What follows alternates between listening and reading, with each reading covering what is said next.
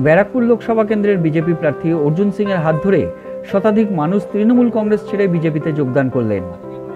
নৈহাটি বিধানসভা কেন্দ্রে বিজেপির দলীয় কার্যালয়ে এই যোগদান পর্ব আয়োজিত হয়। এখানে অন্যান্যদের মধ্যে উপস্থিত ছিলেন ব্যারাকপুর সাংগঠনিক জেলা বিজেপির সভাপতি মনোজ বন্দ্যোপাধ্যায় সহ একাধিক বিজেপি নেতৃত্ব।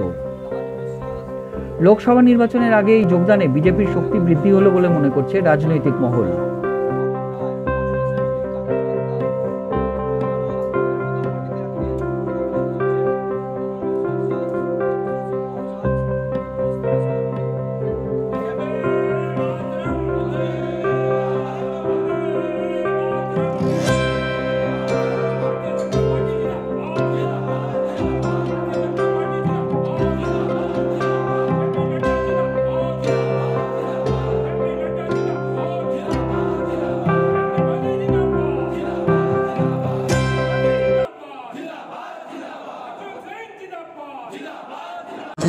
আজকে ভাটপাড়া থেকে 10 নম্বর ওয়ার্ডে ভাটপাড়া যে টাউন আছে ওখানে রাজ বিশ্বাসের সমেত 25 জন লোক যে তৃণমূল কংগ্রেস রাজ ওখানকার টাউনের সেক্রেটারি ছিল, তারা দীর্ঘদিন ধরে তৃণমূল করত, তারা আজকে ভারতীয় জনতা পার্টি মুখ্যধারাতে জয়েন করেছে। আমাদের সভাপতি মনোজ ব্যানার্জি হাত ধরে আমাদের সাংগঠনিক জেলা।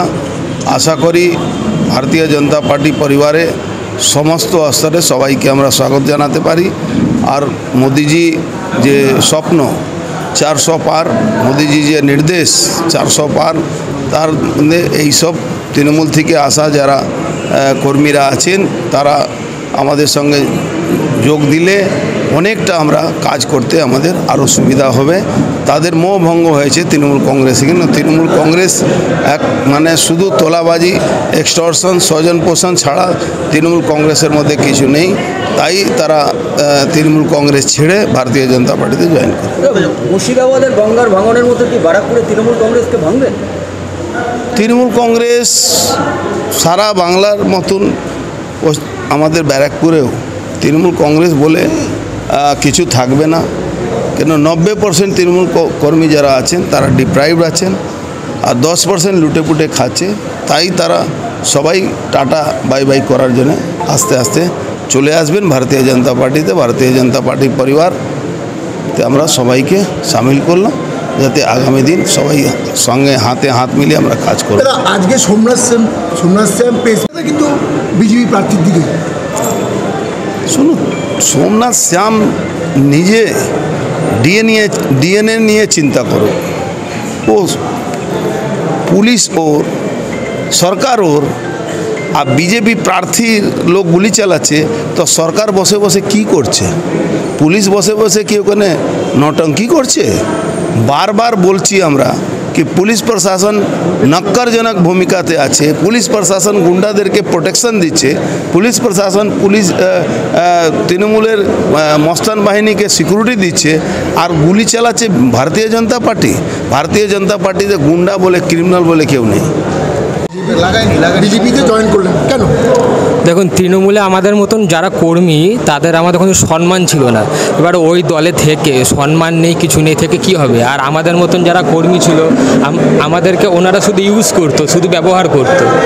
সুতরাং ওইখানে আমাদেরকে মানে ওই দল আমাদের মানায় না।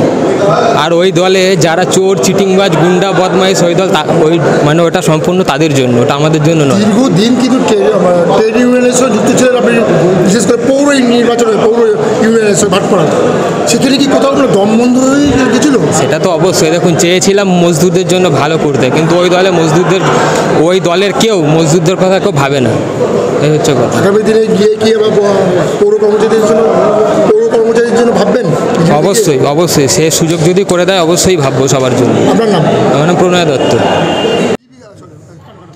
কেন চলবে তৃণমূল কংগ্রেস ছাড়লাম এই কারণেই, এখন তৃণমূল কংগ্রেসের যা অবস্থা, যা করাপশান চলছে সব জায়গায় আমরা টিভিতে দেখতে পাচ্ছি বা পার্টি করে বুঝতে পারছি, তার মধ্যে কোনো শিক্ষিত ছেলে এর মধ্যে থাকতে পারে না, শিক্ষিত লোকজন। তৃণমূল কংগ্রেসে এখন যে অবস্থা হয়ে রয়েছে, তৃণমূল কংগ্রেস মানে হচ্ছে টাকা তোলাবাজি, ঠিক আছে, পুকুর ভরাট, এইসবই চলছে। এই জন্য তৃণমূল কংগ্রেসে থেকে নিজেরও একটা সব মান সম্মান সব কিছুই খারাপ, এর থেকে বিজেপি করা ভালো।